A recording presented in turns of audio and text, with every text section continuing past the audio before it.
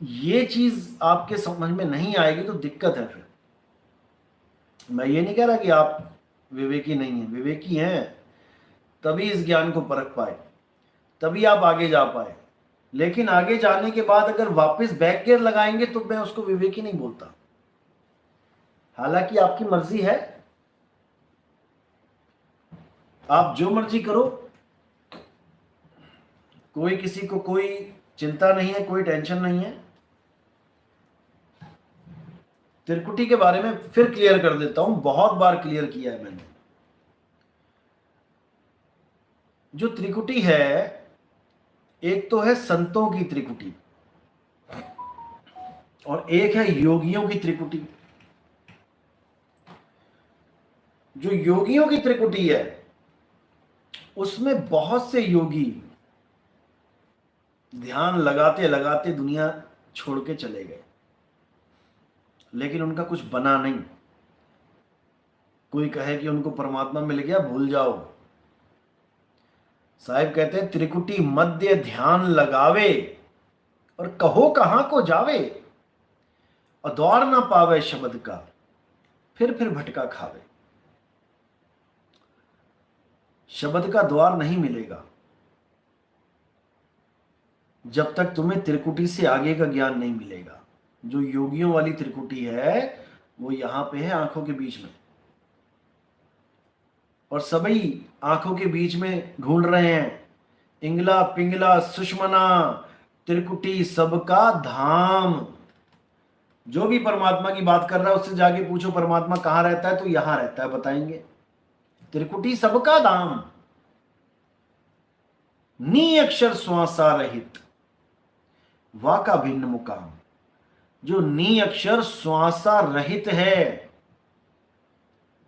श्वासों से उसका कोई कनेक्शन ही नहीं है, उसका भिन्न मुकाम वो कहां है, उसको जानना है। तो तीन कुटियां जो संतों की हैं वो क्या है, मैंने बताई थी पहले भी कि पहली कुटी है काया कुटी और दूसरी कुटी है मन कुटी। पहली है तन कुटी, दूसरी है मन कुटी, तीसरी है आत्म कुटी। तन में खोजोगे तो मन मिलेगा और आत्मा में खोजोगे तो परमात्मा मिलेगा। इसलिए तन और मन को तो कर दो किनारे। तन और मन का जितना खेल था उतना खेल खेल चुके हैं। तन को गुरु के पास जाके मुहर लगवा चुके हैं, चरणामृत ले चुके हैं। मन के द्वारा हम गुरु को अपना चुके हैं, मन के द्वारा हमने गुरु को अपना मान लिया है। बस इतना खेल बहुत है तन और मन का। अब आगे खेल है सुरत और आत्म शब्द का। वहां पर ये तन मन का खेल ही नहीं है। शरीरों के साथ तुम्हारा कनेक्शन रहना ही नहीं चाहिए। 24 घंटे तुम विदेही अवस्था में रहो। इस तन को एक झोपड़ी मान के रहो। इस तन को झोपड़ी मान के रहोगे तभी ये झोपड़ी खाली करने की तैयारी पल पल करते रहोगे। अगर इस तन को तुम अपना स्वरूप मान बैठे तो इसको कैसे छोड़ोगे? तब तो तुम्हें लगेगा हाय मैं ही मर गया, हाय मैं नहीं मरना चाहता। कैसे छोड़ोगे? सारे काम करते हुए इस शरीर को अपना स्वरूप नहीं मानना है, खुद को कर्ता नहीं मानना है। खुद को कर्ता मान लिया तो समझ लो फंस गए काल जाल में। ये काल तुम्हें कर्ता ही तो बनाता है जबकि तुम कुछ कर ही नहीं रहे हो। यही इस काल का जाल है कि तुम्हें कर्ता बना के फिर भुगताता है। तूने ये किया, तूने ये किया, तूने ये किया। यही नानक साहब समझा रहे हैं, जब लग जानू मैं हूं कर्ता और तब लग गर्भ जून में फिरता। जब तक तुम अपने आप को कर्ता मान रहे हो तुम्हें गर्भ जून में जाना ही पड़ेगा, कोई रोकने वाला नहीं है, कोई नहीं रोक सकता। और अगर तुम ये मान के बैठे हो कि कोई गुरु तुम्हें बचा लेगा गर्भ जून में जाने से, ये तुम्हारी बहुत बड़ी गलतफहमी है। कोई गुरु किसी को भी गर्भ जून में जाने से नहीं बचा सकता। अगर वो बचा सकता होता तो वो खुद ही ना आता, वो खुद ही गर्भ जून में ना आता। खुद क्यों आ गया? अगर वो सबको बचा सकता है तो भूल जाओ इस बात को, बिल्कुल दिमाग से डिलीट मार दो इसको। अगर तुम्हारी आस हल्की सी भी देही गुरु में लगी रही कि वो मेरी मुक्ति करवाएगा, तो तुम्हारी हालत खराब होने वाली है। वो केवल अरदास लगाता है, देही गुरु अरदास लगाता है कि इस बच्चे का कल्याण हो जाए, परमात्मा इस पर दया कर दो। 1000 बार बोला है, 1001वीं बार भी सुन लो। सेवा को दो ही भले, एक संत एक राम, और राम है दाता मुक्ति का, और संत जपावे नाम। मुक्ति का जो दाता है वही तुम्हें गर्भ जून से बचाएगा। भूल जाओ कि कोई और तुम्हें गर्भ जून से बचा सकता है। गलत फहमी में मत रहना किसी में, पता लगा फ्री में मारे गए। वो बंदी छोड़ है, वो परमात्मा है, वही बचाएगा तुम्हें। और उसके बचाने का तरीका क्या है? जब तक वो तुम्हें समझ में नहीं आया तब भी तुम्हारे भरम नहीं टूटेंगे, तुम्हारा संदेह खत्म ही नहीं होगा। इसीलिए बोला ना, ध्यान विदे और नाम विदेहा, दो लख पावे मिटे संदेहा। ध्यान विदे तो गुरु ने बता दिया आपको कैसे ध्यान धरना है मालिक के नाम पे, और जो नाम विदेहा है ये अनुभव ज्ञान है, ये कोई ले और दे नहीं सकता। नाम विदेहा, जब आप ध्यान धरोगे परमात्मा का, गुरु से विधि प्राप्त करोगे कि सच्ची भक्ति कैसे करते हैं। कोई नाभि पे ध्यान लगा के बैठा है, कोई नाक पे ध्यान लगा के बैठा है, कोई त्रिकुटी में ध्यान लगा के बैठा है। अरे ये पूरी एक ही काया है, ये एक ही बिल्डिंग है, इसके फ्लोर हैं ये। और परमात्मा इस नकली बिल्डिंग में नहीं रहता, परमात्मा इस नकली कच्ची काया में नहीं रहता। अगर परमात्मा इस काया में रहता होता तो ये काया से कोई गलत काम ना होता कभी, और ना ही इस काया का कभी नाश होता। तो क्या करना है? गुरु जो सच्ची विधि बताता है उसको अपने जीवन में अप्लाई करना है। कैसे अप्लाई करना है? सुरत शब्द योग के द्वारा। सुरत यानी तुम्हारा जो ध्यान है,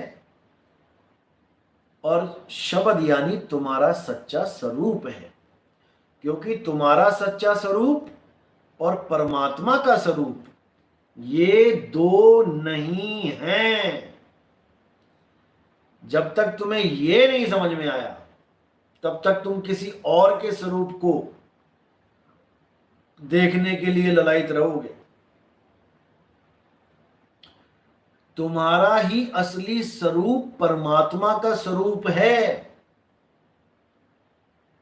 सत्य स्वरूपी नाम साहिब का, सो निज नाम हमारा। वही मेरा नाम है, वही आपका नाम है, वही परमात्मा का नाम है। कहे नानक ये तेरी वड्याई, कोई नाम न जाने मेरा। सब मुझे किसी ना किसी का नाम जपवा रहे हैं, लेकिन कोई मेरा निज नाम मुझे नहीं बता रहा। बस दिक्कत यही है। और जब तक निज नाम नहीं मिल गया, जब तक हमारी मुक्ति होने वाली नहीं है। तीन गुणों की भक्ति में भूल पड़ा संसार, और कहें कबीर निज नाम बिन कैसे लागे पार। मेरा निज नाम यानी मेरा आत्म स्वरूप, कोई 52 अक्षरी निज नाम नहीं है। कि कई लोगों ने, कई गुरुओं ने क्या किया, तुम्हें तुम्हारा ही नाम रटवा दिया। किसी का नाम विमला है, विमला का ही नाम लेने गुरुजी ने पूछा बेटा तुम्हारा क्या नाम है, बोलती विमला है। तो गुरुजी कहते बेटा विमला विमला ही जपो, यही तुम्हारा निज नाम है। और विमला को कल को होश आया कि नहीं ये नाम अच्छा नहीं है, मैं तो नाम बदलना चाहती हूँ, अखबार में निकलवा दिया। विमला से कमला बन गई। अब गुरुजी के पास गई, गुरुजी मैंने नाम बदल लिया, अब भी विमला विमला करूं या कमला कमला करूं? Oh my God. तो ऐसे भी ड्रामे चलते हैं भाई दुनिया में। लेकिन आपने होशियार रहना है, खबरदार रहना है। सोवोगे तो चोर बाजी मार जाएंगे, और जागे रहोगे तो खजाना सेफ रहेगा। तभी साहिब कहते हैं तेरी गठरी में लागा चोर मुसाफिर जाग जरा। अरे 5 25 3 है चोरवा, इन मिलकी ना सोर मुसाफिर जाग जरा। 5 25 3 ही चोर हैं, और कोई चोर नहीं है कि तुम किसी और चोर को चोर समझ रहे हो। 5 25 3 है चोरवा। 5 तत्व, 25 प्रकृति और 3 गुण, यही चोर है। तो अब ये चोर कहां बैठा है, कहां है ये चोर? शीशे में देख लेना, सामने चोर दिखेगा। जिस चोर को तुम बहुत प्यार करते हो, जिस चोर को तुम इतना प्यार करते हो कि उसके सामने सबको छोड़ने को तैयार हो जाते हो, इतना प्यारा है तुम्हें तुम्हारा चोर। ये चोर छूटता नहीं है, क्योंकि है ही इतना प्यारा, छूटेगा कैसे? अपने अपने चोर को सब कोई डारो मार, और मेरा चोर मुझे मिले तो मैं तो करूंगा प्यार। क्योंकि कबीर साहब का कोई चोर है ही नहीं, उनको कौन ठग सकता है, उनके यहां कौन चोरी कर सकता है? ये तो हम लोग हैं जो ये चोर ठग रहा है, और हम आराम से ठगे जा रहे हैं। नहीं समझ में आता, इसलिए समझ में नहीं आता क्योंकि पुराना रंग ऐसा चढ़ा हुआ है। देखो बिल्कुल क्लियर सी बात बताता हूं, 2 तरह के लोग होते हैं, एक होते हैं विवेकी, एक होते हैं अविवेकी। बिल्कुल सिंपल सी बात बताता हूं, शायद इसी में कल्याण हो जाए। मान के चलो 2 प्रकार के लोग होते हैं, एक पढ़े लिखे, एक अनपढ़। अब पढ़ा लिखा अगर कहीं जाता है तो बस में या ट्रेन में वो देख लेता है लिखा हुआ कि भाई कहाँ जा रही है बस, और उसको अपने ज्ञान पे यकीन होता है, वो उस बस में बैठता है, चला जाता है। अब अनपढ़ को कुछ नहीं पता कि कौन सी भाषा का कैसा अक्षर है। तो अनपढ़ क्या करता है, अनपढ़ सवारियों से पूछना शुरू कर देता है कि भैया जी कहाँ जा रही है ये बस? एक ने बोला जी बनारस जा रही है। अगर वो एक की ही बात सुन के बस में बैठ जाए तो क्या पता वो बंदा खुद ही गलत बस में बैठा हो, जाना है इलाहाबाद और बैठ गया गलती से बनारस वाली बस में, तो वो गलत जगह पहुंच जाएगा। और उसकी बात सुन के वो बंदा दूसरे से पूछे कि भाई बस कहाँ जा रही है। दूसरे ने अगर बोला ठीक है तो तीसरे से पूछे, तीसरा भी लगे ठीक है तो उसको समझ में आना चाहिए कि बात बिल्कुल ठीक है। ज्यादा शक हो तो सीधे कंडक्टर से पूछ लो। बिना पढ़े लिखे भी वो अपने धुर तक पहुंचेगा। अब बस में बैठने के बाद दो कंडीशन बनती हैं। एक तो सफर का मजा लेता है बंदा, आनंद लेता है, और एक सफर में डरता है, घबराता है, चिंता में रहता है। क्यों रहता है? क्योंकि उसे विश्वास नहीं होता कि जिस बस में मैं जा रहा हूं ये बस सही जगह पहुंचाएगी भी कि नहीं। अगर तो उसे पूर्ण विश्वास हो गया फिर तो वो एंजॉय करता जाता है, नदियां देखता जाता है, पहाड़ देखता जाता है, जंगलों को देखता जाता है। फिर तो वो प्रकृति का मजा ले रहा है, आनंद ले रहा है। और अगर उसको यकीन नहीं है, यानी वो विचलित है, इतने लोगों से पूछने के बाद भी और पढ़ने के बाद भी, तो वो सफर का आनंद तो नहीं ले सकता। वो तो घबराता हुआ ही जाएगा। बिल्कुल सेम फंडा यहां पर भी है। आप आए, आपने देखा कि भाई ज्ञान तो बढ़िया समझाया जा रहा है, समझ में भी आ रहा है, लोगों को भी देख लिया कि हाँ भाई लोग जुड़ रहे हैं, नाम दीक्षा ले रहे हैं, अलग अलग धर्मों के ले रहे हैं, हिंदू आ लिए, सिख आ लिए, मुसलमान आ लिए, ईसाई आ लिए। इतना कुछ देखने के बाद भी अगर आपका विश्वास पूर्ण रूप से नहीं बना इस भक्ति में, तो नाम लिया ना लिया बराबर है। आपने फिर इसका मतलब जल्दबाजी में नाम लिया है। और मैंने पहले ही बोला था कि जो जल्दबाजी में यहां पे नाम लेगा वो कुछ दिनों का मेहमान है। पहली बात तो वो खुद ही शंकाओं में घिरा हुआ है, और दूसरी बात कि इतने सारे मगरमच्छ बैठे हैं उस बेचारी जान को फंसाने के लिए। पहले तो वो खुद ही शंका में घिरा हुआ है कि पता नहीं रास्ता सही है या नहीं। आज तक तो सारे बाबा त्रिकुटी में बताते रहे, ये नया बाबा आ गया कहता त्रिकुटी में ध्यान नहीं लगाना है। तो पहले तो यही शंका मन में घर कर जाती है, विश्वास नहीं बनता जब तक अनुभव ना हो। लेकिन ऐसा नहीं है कि अनुभव नहीं होता। कई लोगों को तो नाम दीक्षा से पहले ही ऐसे ऐसे अनुभव हो जाते हैं, परमात्मा की ऐसी रजा हो जाती है कि वो कहते हैं भैया हमें यही चाहिए, ये सही है या गलत है बात की बात है, लेकिन जो मुझे अनुभव हो रहा है मुझे ये पूर्ण अनुभव चाहिए। क्योंकि थोड़ा सा ट्रेलर दिखाते हैं मालिक। जब आप कहीं जाते हो गली में और कहीं से खुशबू आ रही हो, तो भले मान के चलो हलवे की खुशबू आ रही है, कड़ा प्रसादा बनाया किसी ने, तो भावें कड़ा प्रसादे तक तुसी पहुंच नहीं पाए, फिर भी गली च जी खुशबू आ रही है थानू एक बार तो खड़ा दोगी कि वाह भाई। मतलब हिंदी में बता देता हूं, यानी आप अगर किसी गली में जा रहे हैं और कहीं पर हलवा बन रहा है देसी घी का, तो भले आप कढ़ाई तक नहीं पहुंच पाए, लेकिन उसकी खुशबू जहां आपको आएगी तो 2 मिनट तो आपको खड़ा कर देगी वहीं पे कि क्या बात है। अब उसकी खुशबू ही तुम्हें खींचती ले जाएगी अगर तुम्हें वो सच में चाहिए तो। और जब खुशबू आ गई फिर कोई 1000 बार बोले नहीं नहीं नहीं कोई कड़ा प्रसाद नहीं बन रहे अंदर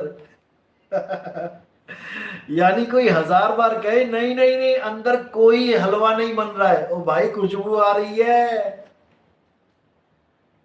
तेरे कहने ना कहने का फर्क नहीं पड़ता यहां पे। तो जिसको उसकी मस्ती का ट्रेलर मिल जाए, जिसको उसकी मस्ती का ट्रेलर मिल गया वो तो नहीं रुकता भाई। अब जिसकी किस्मत ही माड़ी है उसको बेचारे को वैसे ही जुकाम हुआ पड़ा, दोनों नाक बंद है, वो बेचारा क्या करे। लेकिन ऐसा नहीं कि उसको हलवा नहीं मिलेगा, उसको उसकी खुशबू नहीं आएगी, आएगी। कुछ दिन रुक जा, जब नाक साफ हो जाएगी तो अपने आप आएगी। तो कहने का मतलब यही है कि पूरा विश्वास रखो। विश्वास से बड़ा कुछ नहीं है। कहें कबीर सुनो भाई साधो, मैं तो हूं विश्वास में। मैंने बोला है कि जब भी तुम्हें लगे कि तुम भ्रमित होने वाले हो, कोई त्रिकुटी वाली बाणी पढ़ के, कोई श्वासों वाली बाणी पढ़ के, कोई भी इंगला पिंगला कुछ भी है ड्रामा जितना भी है ये, इसकी बाणी सुन के लगे तुम्हें कि तुम भ्रमित होने वाले हो, तो तुम चुप करके ये भजन सुन लिया करो। कौन सा? मोको कहां ढूंढे रे बंदे, मैं तो तेरे पास में। अरे नहीं, प्राण में। कट गया ना प्राण। ये वायु वाले जितने ये पंप लेके बैठ घूम रहे हैं गुरुआ लोग, हवा भरने के लिए तुम्हारे अंदर, कि वायु में परमात्मा है, वायु में, ये पंप उनका उखाड़ फेंका एक ही वाणी में। नहीं प्राण में, नहीं पिंड में। ये पूरा पिंड, इसमें परमात्मा नहीं है। लाखों आए और इस पिंड में ढूंढ ढूंढ के लाखों चले गए। नहीं प्राण में, नहीं पिंड में, ना ब्रह्मांड आकाश में, और नाम है त्रिकुटी भंवर गुफा में। कट गई त्रिकुटी? अभी भी त्रिकुटी में ढूंढना है क्या? नाम है त्रिकुटी भंवर गुफा में, सब श्वासों की श्वास में। अब यहां आ जाओ। अगर सब श्वासों की श्वास में आना है तब भी आ जाओ, और अगर बिल्कुल क्लियर करवाना है तो बोलो नहीं श्वासों की श्वास में, क्योंकि नहीं प्राण में पहले ही बोल दिया है। प्राण में और श्वास में पहले फर्क ही बता देना। जितने ये प्राण योगी बने बैठे हैं, श्वासा वाले, नाभि वाले, तुम नहीं प्राण में और नहीं श्वास में, इसमें फर्क बता देना। नहीं बता पाओगे भाई। तो बिल्कुल क्लियर है, ना श्वासों की श्वास में। अगर ना श्वासों की सांस में बोलना है, क्योंकि ये वाणी में दोनों प्रकार से बोला गया है, नहीं श्वासों की श्वास में बोलना है तो इसका मतलब he is not available in your breath, in your breath he is not available. और अगर सब श्वासों की श्वास में ये बोलना है तो फिर आ जाओ, श्वासों की भी जो श्वास है उसमें वो है। अब श्वासों की श्वास का मतलब क्या होता है? जैसे हम कहते हैं देवों के देव महादेव। एक देव होते हैं इंद्रदेव, वायुदेव, अग्निदेव, ये देव, वो देव, और एक होता है देवों के देव, यानी इन सब देवी देवों से जो ऊपर ताकत बैठी है। तो हर श्वासों की श्वास में, यानी जो श्वासों की भी श्वास है, जिसकी वजह से सांस चल रही है, किसकी वजह से चल रही है? थोड़ा दिमाग लगाओ। परमात्मा ने बुद्धि दी है, इंसानी चोला दिया है तुम्हें, तुम्हें 1,84,00,000 से ऊपर बैठाया ले जाके। लगाओ दिमाग। ये श्वास किसकी वजह से चल रही है? ये दिल किसकी वजह से धड़क रहा है? ये ब्लड किसकी वजह से दौड़ रहा है? ये सांस रुक जाती है, ब्लड रुक जाता है, दिल धड़कना रुक जाता है, क्या चीज जुदा होती है? बस इसी को समझना है। जब तक आत्मदेव की कृपा रहती है तब तक ये खूब दौड़ता है, खूब भागता है, एंजॉय करता है। और जब कनेक्शन टूट जाता है तो ये मुर्दा कहलाता है। अभी तक तो जिंदा था, आंख थी, नाक थी, मुंह था, हाथ पैर थे, लीवर, किडनी, फेफड़े, सब कुछ था। तब ये जीवित कहला रहा था। और मरने के बाद कौन सा कुछ खत्म हो गया? आंखें भी हैं, किडनी भी है, लीवर भी है, दिल भी है, लेकिन धड़क नहीं रहा। इसीलिए जिसकी वजह से सांस चल रही है उसको बोला है सब श्वासों की श्वास में। उसको समझो। तो अब भ्रमना नहीं है त्रिकुटी के नाम पे। त्रिकुटी जो जोगियों की है वो है आंखों के यहां पे बीच में, माथे पे। जिसका ये खुल गया ना, त्रिकुटी खुल गई जिसकी, उसको परमात्मा मिल जाएगा। भाई जिसकी ये त्रिकुटी खुल गई, समझ लो उसका कल्याण हो जाएगा। किस किस की खुली है? खुद इतिहास उठा के देखो, इतिहास के पन्नों को खंगालो। जिस जिसकी ये तीसरी आंख खुली है वो महाप्रलयंकारी बताया गया है। वो प्रेम का पुजारी नहीं, वो महाक्रोधी बताया गया है।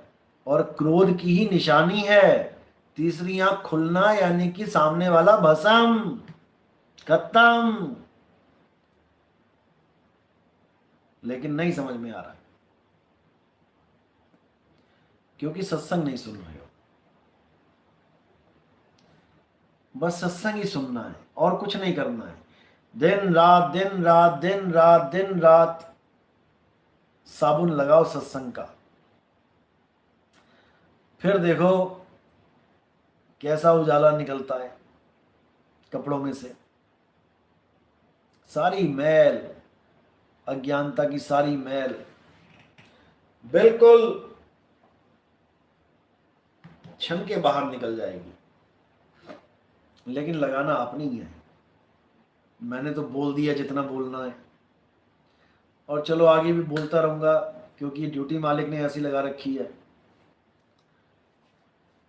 लेकिन भाई समझने वाला भी चाहिए ना।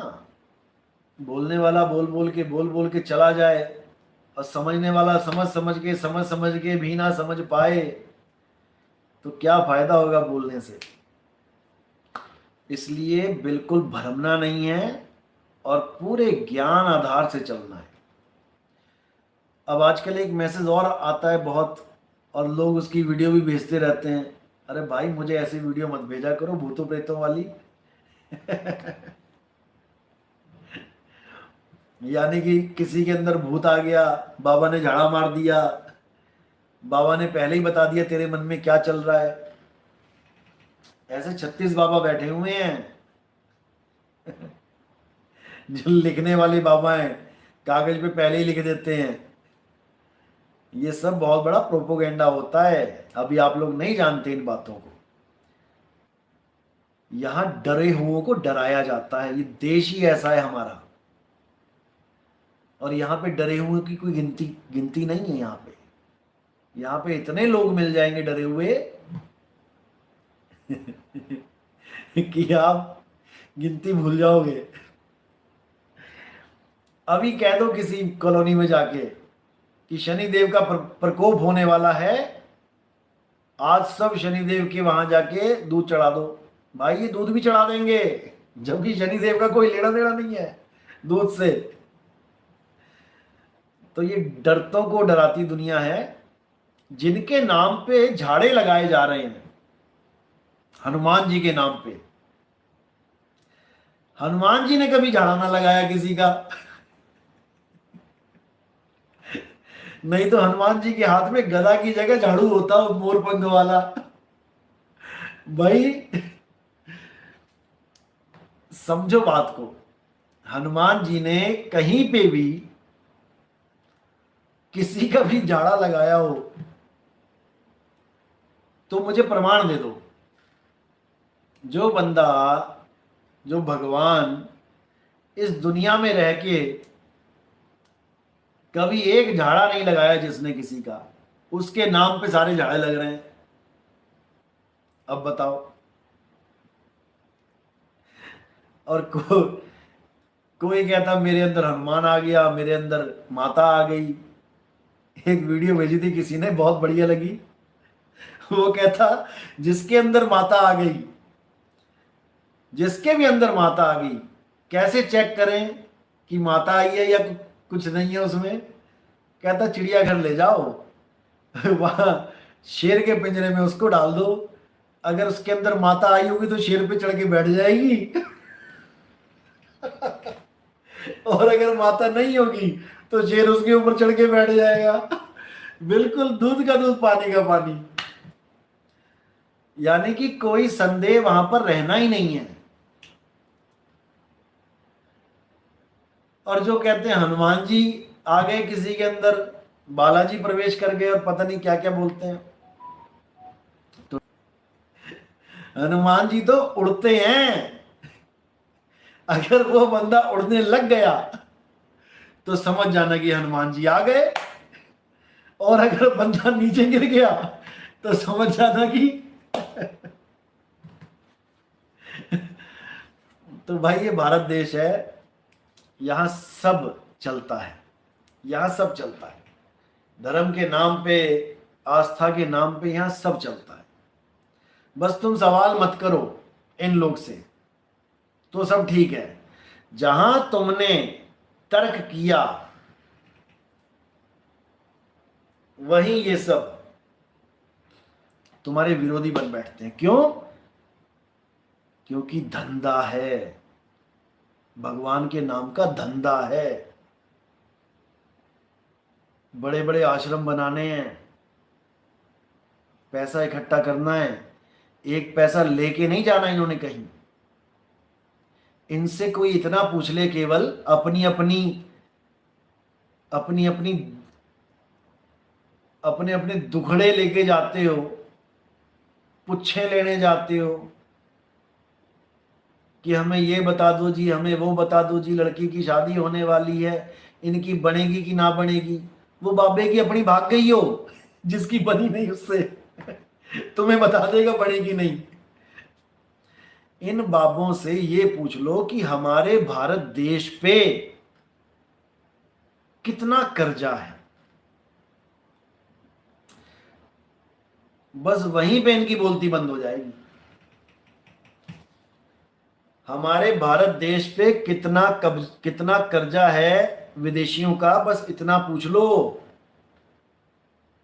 सारे देवी देवता जो अंदर आए हुए हैं ना, सारे भाग जाएंगे। आज तक कोई बात नहीं करता, कोई बाबा बात नहीं करता कि हमारे देश पे जो कर्जा है हम कैसे उतारें। एक भी बाबा दिखा दो जिसने ये आइडिया दिया हो हम लोगों को कि हम अपने देश का कर्जा कैसे उतारें। अरे गुलाम हैं हम, गलत फहमी में मत रहना कि आजादी मिल गई है। जब तक हम कर्जदार हैं हम गुलाम हैं। जब हम इस कर्जे से मुक्त होंगे तब हम अपने डिसीजन खुद ले पाएंगे, नहीं तो भूल जाओ। तो अगर कोई बाबा लोग इस दुनिया में कुछ करना चाहते हैं भारत देश के लिए, तो हमें आश्रमों की जरूरत नहीं है भाई। बहुत बड़े बड़े बना लिए, हर शहर में 5, 10, 25 बना के बैठे हो। हमें ये बताओ कि भारत का कर्जा कैसे खत्म होगा। हर आदमी कर्जे में डूबा हुआ है। इस कर्जे को आप डिवाइडेड बाय जनसंख्या कर दोगे ना, आपको समझ में आ जाएगा कितने हजार का कर्जा है आप एक एक सिंगल बंदे पे। आप कर्जदार ही पैदा हुए हो, और आपकी सारी जनरेशन, भले तुम करोड़पति बन जाओ, तुम भी कर्जे में ही हो। जब वहां से हुक्म आएगा तो तुम्हारी नहीं चलेगी यहां पे। तो इन बाबों का चक्कर छोड़ो और सब एकजुट हो जाओ। और भारत को विश्व गुरु अगर बनाना है तो पहले इसको गुलामी से तो बाहर निकाल दो, नहीं तो कुछ होने वाला नहीं है। चलो ये तो हो गया अपना टॉपिक भारत देश का। बाकी इस पे भी आगे बात करेंगे, बहुत कुछ बोलना है अभी, क्योंकि ये भी हमारा ही देश है। हालांकि चलो हम इस देश में रहते हुए भी इस देश के नहीं है, लेकिन जहाँ पर हम जन्म लेते हैं, हमारा शरीर जन्म लेता है, हमारे कुछ फर्ज होते हैं उस देश के प्रति। जहाँ का हम नमक खाते हैं, हमें नमक हलाली भी करनी पड़ती है। तो त्रिकुटी क्लियर हो गया, त्रिकुटी में ध्यान नहीं लगाना है। और जो लोग लगाते हैं, चलो कुछ नहीं से कुछ भला करते हैं,